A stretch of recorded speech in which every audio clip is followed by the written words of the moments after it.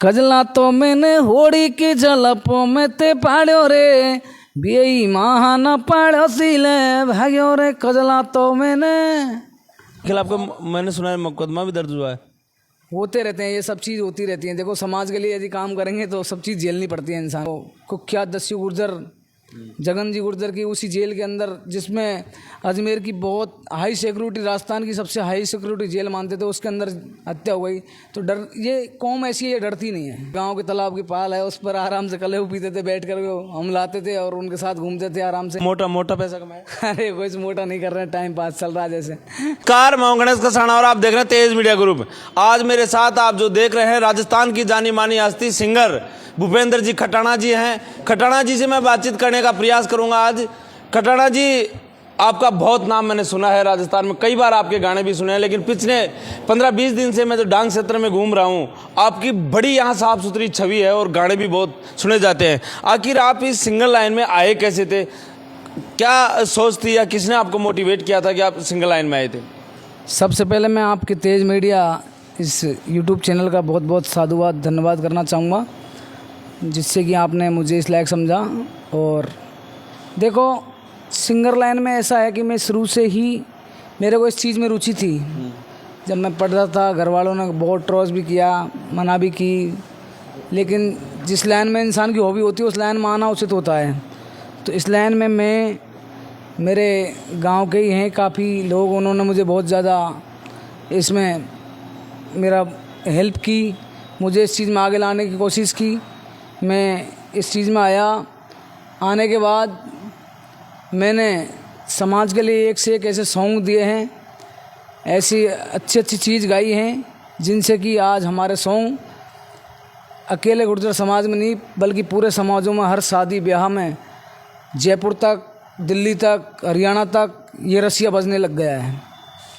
तो मैं और मेरे सभी साथी कलाकारों का इस चीज़ में सहयोग है। देखो, मैं अकेला मेरा वो नहीं ले सकता, लेकिन सभी साथी कलाकारों का और मेरा ये सहयोग रहा है कि हमने जितना हो सके जितना अच्छी चीज़ गाने की कोशिश की है और अच्छी चीज़ गा करके बदलाव लाया इस रसिया इंडस्ट्रीज़ के अंदर। हमने एक, सभी ने बहुत अच्छा अलग जगाया, मतलब बहुत अच्छी चीज़ें ला करके इस समाज में आज हर जगह आप हमारे डीजे पर रसिया सुन सकते हैं। ऐसी चीज़ें हमने गाई हैं।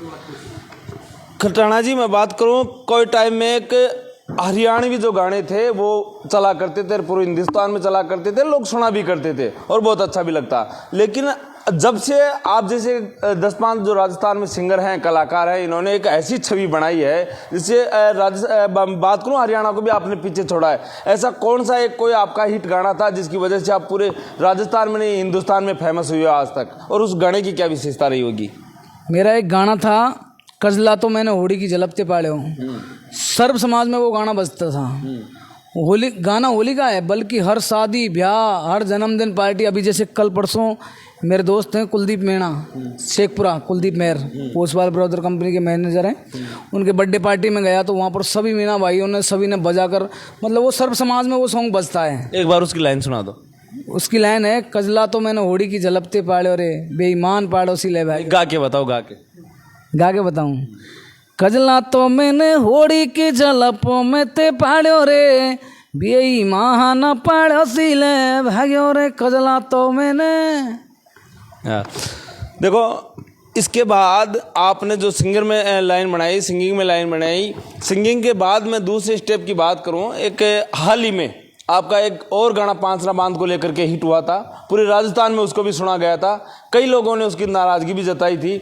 आखिर आप एक सर्व समाज के, पूरे राजस्थान के, प्रदेश के लाडले सिंगर थे, उसके बावजूद आपने एक गाना गाया था और सिंगिंग को छोड़ करके आपने शायद, मेरे को लगता है, समाज के पक्ष में वो गाना गाया था।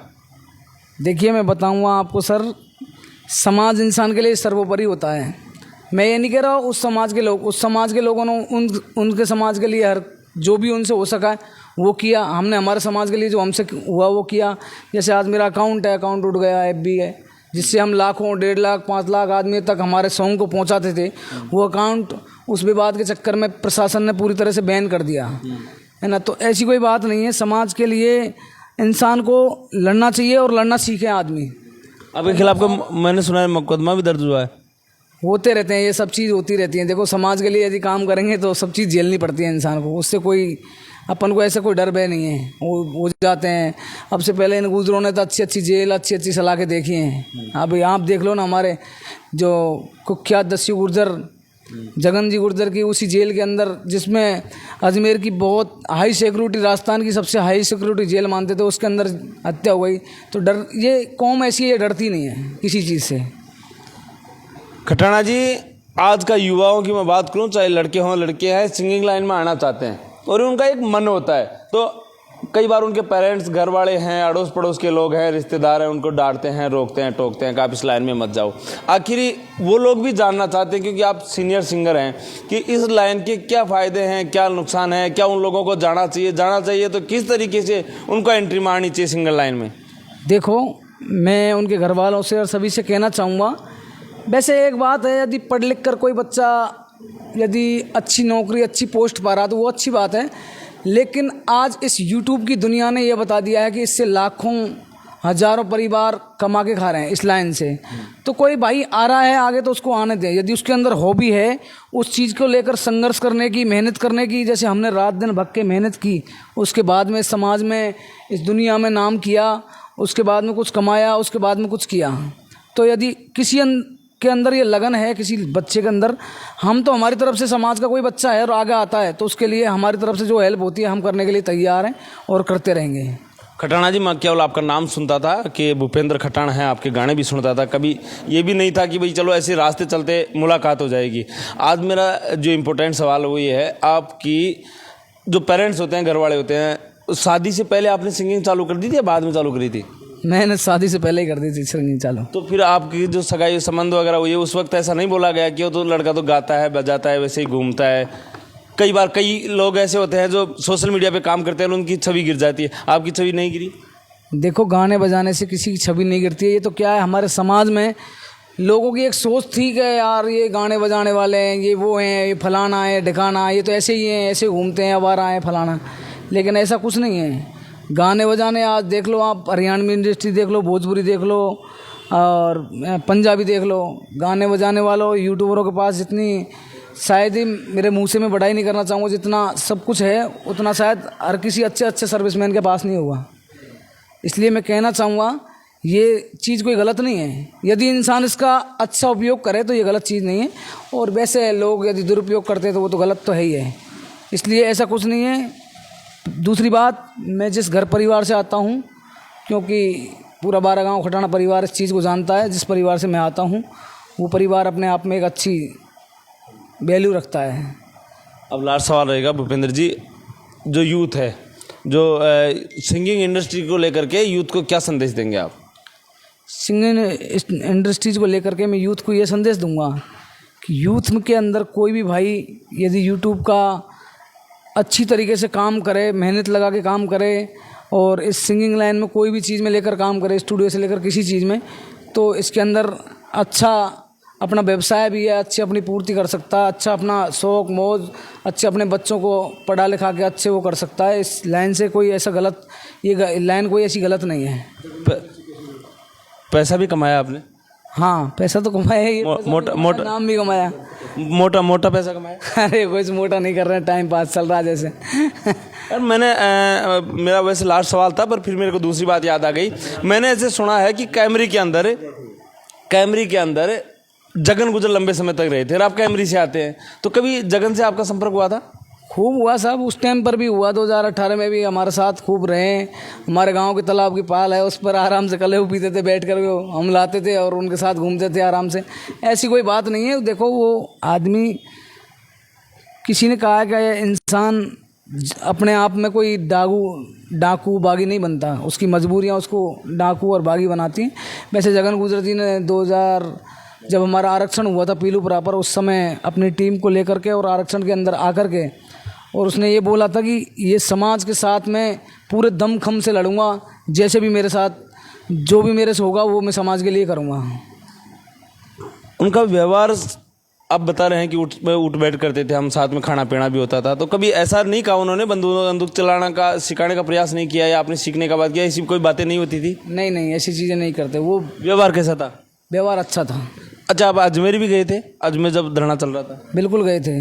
कैसा महसूस हो रहा था? प्रशासन की कार्यशैली को लेकर बात करूं, चाहे वहाँ के आंदोलनकारियों के लेकर बात करूं। प्रशासन की कार्यशैली आपने देखी, रात को जब 2 बजे हम वहाँ पर पहुँचे, जब से लेकर के और दोपहर के 2 बजे तक कोई प्रशासन ने हमको आकर नहीं संभाला, ना ही हमसे कोई अच्छा व्यवहार किया। प्रशासन ने वैसे ही लिख करके लिखित में जो चीज़ें दी वो भी पूरी नहीं की। उसके बाद में हमको न्याय की लड़ाई खुद यहाँ पर लड़ना पड़ी। जैसे कि हमारे भाई प्रहलाद खटाना ने लगातार 15 दिन तक अपना घर परिवार छोड़ करके और उस संघर्ष की न्याय की लड़ाई को लड़ा। उसके बाद में सर्व समाज ने आकर के वहाँ अपनी ताकत दिखाई। उसके बाद में इस न्याय की लड़ाई को हम जीते हैं और उसमें भी अभी जो CBI की जांच है उसका अभी पत्र लिख करके दे दिया है और भाई पप्पू गुजर को 2 साल जेल में ट्रांसफ़र कर दिया है। जो भी न्यायिक मांग थी हमने मांगी, वो हमारी गवर्नमेंट ने अब जाके पूरी करी है। भूपेंद्र जी, मेरे को कल शाम रात 9 बजे एक मैसेज मिला था कि आज प्रहलाद खटाना जी कैमरी पहुंच रहे हैं। आप भी कैमरी से आते हैं।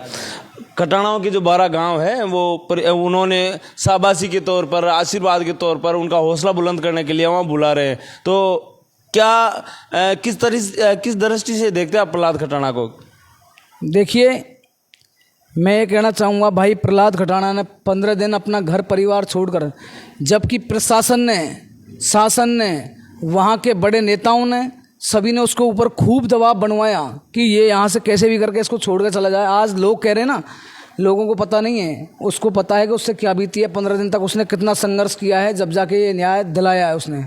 तो मैं, क्योंकि पंच पटेलों ने, सभी सम्मानीय लोगों ने उसको बोला कि अब तू भाई 12 गांव खटाना परिवार में वहाँ से आ, आज हमारे जगदीश भगवान का मेला है, वहाँ पर दर्शन कर और सभी पंच पटेलों का आशीर्वाद ले।